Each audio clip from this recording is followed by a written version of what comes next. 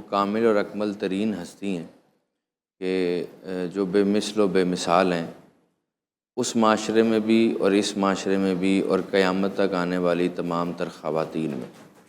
آپ کی زندگی اتنا کامل ترین نمونہ ہے کہ 25 سال جو آپ نے رسالت مآب کے ساتھ گزارے ہیں، اس میں رسالت مآب کا کوئی دوسرا عقد نہیں ہے، اور رسالت مآب ہمیشہ بعد از جناب ختیجۃ الکبریٰ صلوات اللہ علیہا یہی کہا کرتے تھے کہ مجھے پوری زندگی میں ختیجہ جیسی کوئی خاتون نہیں مل سکتی، کہ اس نے تب مجھ پر یقین کیا، میرا بھروسہ کیا کہ جب دنیا والے مجھے جھٹلا رہے تھے، اور وہ تب مجھ پر ایمان لے کے آئی جب سب میرا انکار کر رہے تھے۔ اور دوسری بات، یہ جو ابھی سلام کی ہم بات کر رہے ہیں، پروردگار نے سلام بھیجا، یہ کوئی معمولی بات نہیں ہے۔ پروردگار جسے سلام بھیجتا ہے وہ پھر کم از کم علیہ السلام ہوتا ہے۔ بے شک رضی اللہ کہنا ایک ہماری دعا ہے کہ پروردگار راضی ہو جا، رضایت کا اظہار کر، لیکن جب اللہ راضی ہے تو سلام بھیج رہا ہے نا۔ یعنی کیا وہ ہستی ہیں کہ کیونکہ انہوں نے وہ وفا کی ہے رسالت مآب سے، ملکۃ العرب ہیں، اور روز مال خلیفہ اول فرماتے ہیں کہ روز میرے قد کے برابر ڈھیر لگا کر بطور صدقہ رسالت مآب فقراء میں وہ مال تقسیم کیا جاتا تھا۔ اور جناب ختیجۃ الکبریٰ نے دولت کو قیمتی نہیں سمجھا، رسالت مآب کو قیمتی سمجھا۔ یہی وجہ ہے کہ جب عورتوں نے طنز کیا نا تو کہ تم نے ایک یتیم سے شادی کر لی ہے، تم رئیسہ ہو، ملکہ ہو، تمہارا باپ وہ تھا جس کا شملہ عرش کو چھوتا تھا، تو بی بی نے جو جواب دیا وہ بڑا کمال۔ بی بی جناب ختیجۃ الکبریٰ ان عورتوں کی طرف دیکھ کر کہتی ہیں اس میں کوئی شک نہیں کہ میرا باپ وہ تھا کہ جس کا شملہ، جس کی پگڑی عرش کو چھوتی تھی، لیکن جس سے میں نے شادی کی ہے یہ وہ ہے جس کی نالین عرش پہ جاتی۔ سبحان اللہ۔ یہ زمین اور آسمان کا فرق ہے۔ اس کا مطلب کہ عورت ہی وہ ہوتی ہے کہ جو اپنے شوہر کی عزت کرواتی ہے معاشرے میں، یہ آج کی خواتین کے لیے ایک پیغام ہے، اور عورت ہی وہ ہوتی ہے جو اپنے خاوند کو، اپنے شوہر کو بے عزت کروا سکتی ہے معاشرے میں۔ یقیناً، کیونکہ اسلام میں جتنی بھی خواتین ہیں اگر ان کے کردار کو ہم اٹھائیں تو ان میں اچھی بھی ہیں، بری بھی ہیں۔ مثلا بہت ساری، مثلا جس طرح ہم نے اس دن بات کی تھی کہ جناب نوح اور لوط کی جو ازواج ہیں انہیں کافروں کے لیے مثال بنایا، جبکہ فرعون کی بیوی جناب آسیہ کو مثال مومنوں کے لیے بنایا۔ اس کا مطلب اچھی خواتین بھی ہیں، بری خواتین بھی ہیں، لیکن جو اچھی خواتین ہیں ان کے کردار کو اسلام نے بارہا بیان کیا ہے کہ ان کو اپناؤ تاکہ معاشرے کی اصلاح ہو، معاشرہ مثبت طرف جائے، معاشرہ اچھائی کی طرف جائے۔ اور جناب ختیجۃ الکبریٰ وہ ہستی ہیں کہ جن کا احسان رسول خدا فرماتے ہیں وقت وفات جناب ختیجۃ الکبریٰ کہ اے ختیجہ اگر تم مجھ مصطفیٰ سے میری کھال کا بھی کفن مانگو تو میں تمہارا حق ادا نہیں کر سکتا۔ جب بی بی نے وصیت کر لی نا کہ اب میرے پاس کفن کے لیے بھی کچھ نہیں بچا ہے، تو میری یہ خواہش ہے کہ وہ ابا جو آپ اپنے دوش پہ سجاتے ہیں بطور کفن مجھے دیجئے۔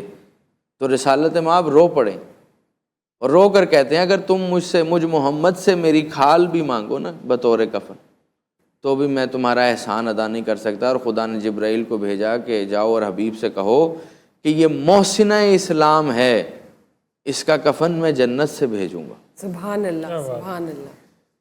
دیکھیں اسلام میں دو قسم کے لوگ، ایک وہ جو یہ سوچتے رہے کہ اسلام پہ لگانا کیا ہے، اور ایک وہ جو یہ سوچتے رہے کہ اسلام سے کمانا کیا ہے۔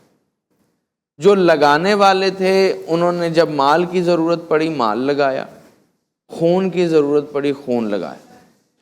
جو کمانے والے تھے انہوں نے ہر طرح سے کمانے کی کوشش کی، جائز ناجائز طریقے سے۔ مثلا انہوں نے آل رسول کے قتل کے فتوے بھی دے دیے، پیسوں کی لالچ میں دیے، اپنے ایمان کو فروخت کر کے دیے۔ انہوں نے آل رسول اور رسول سے مقابلہ کرنے کی بھی کوشش کی، گائے بگائے کہیں نہ کہیں، یعنی اسلام کے مخالف وہ کسی نہ کسی صورت میں یوز ہوتے رہے۔ لیکن جس کے دسترخوان پر اسلام پڑا ہے، باقی ازواج مطہرات بھی قابل عزت ہیں، لیکن ان کا اور جناب خدیجہ کا سب سے بڑا فرق یہ ہے کہ وہ اسلام پہ پلتی رہی ہیں، وظیفے لگتے رہیں۔ جناب خدیجہ نے اسلام کو پالا۔ کیا بات ہے، کیا بات جب کچھ لوگ کفار آئے، قتل کرنے کے در پہ تھے، دروازے پہ کھڑے تھے اور رسول خدا اندر تھے، تو جناب خدیجہ نے کہا میرے آقا آپ کو حزن و ملال کرنے کی ضرورت نہیں، یہ جتنے دروازے پہ آپ کو قتل کرنے آئے ہیں یہ سب میرے مکروز ہیں۔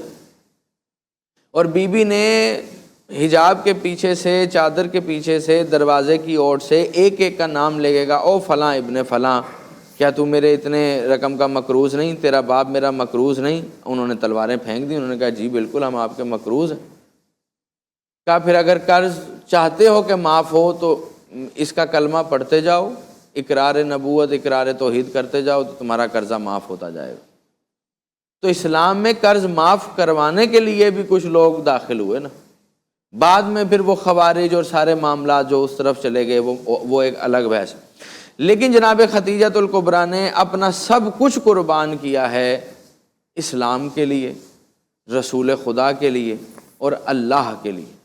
اور آپ دین ابراہیم پر تھیں، موحد تھیں، دین حنیف پر تھیں، یہی وجہ ہے کہ آپ نے نہ کبھی کسی بت کی پوجا کی ہے اور نہ آپ کے قبیلے کا کوئی بت موجود تھا، کیونکہ یہ سارے دین ابراہیم اور دین حنیف میں چلے آ رہے ہیں۔ اور آپ غالباً چوتھی یا پانچویں پشت سے آپ کا شجرہ جو ہے وہ رسول کے ہی شجرے میں جناب کسی بن کلاب سے جا کر ملتا ہے۔ کیا بات ہے۔ یہ بتائیں، بالکل انہوں نے درست بات کی ہے۔ خطاب کی بات کرنا چاہوں گی۔ حضرت سیدہ خدیجۃ الکبریٰ رضی اللہ عنہا کو جو خطاب ملا اولى النساء، یہ بتائیں یہ کیوں ملا، کہ اس کے پیچھے کیا وجوہات ہے، ذرا تھوڑا بیان کیجیے۔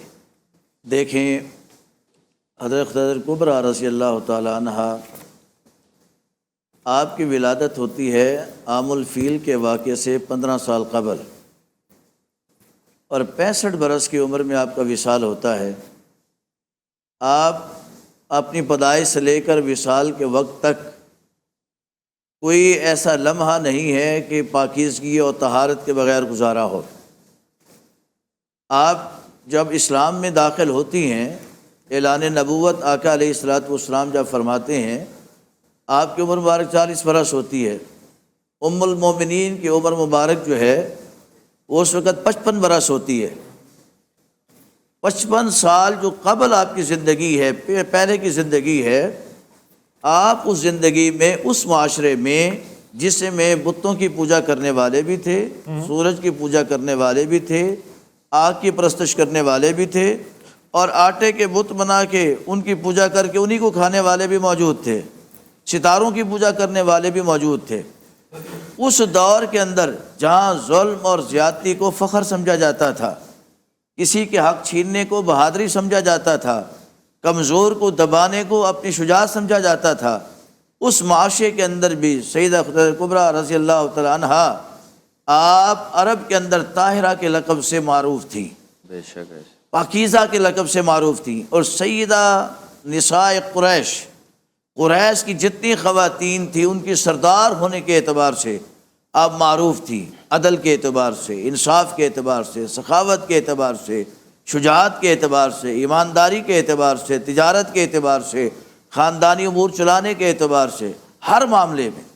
اسی لیے تو جب رسول اللہ صلی اللہ علیہ وسلم آپ کے ساتھ عقد ہوتا ہے، نکاح ہوتا ہے، اور اس کے بعد آپ نے جب سب کچھ نثار کیا تو مالک نے کیا کرم فرمایا کہ سب سے پہلے جس نے قرآن سنا اسلام میں، سب سے پہلے جس نے قرآن سنا اسلام میں، وہ ام المومنین حضرت خدیجہ الکبریٰ رضی اللہ تعالیٰ عنہا ہے۔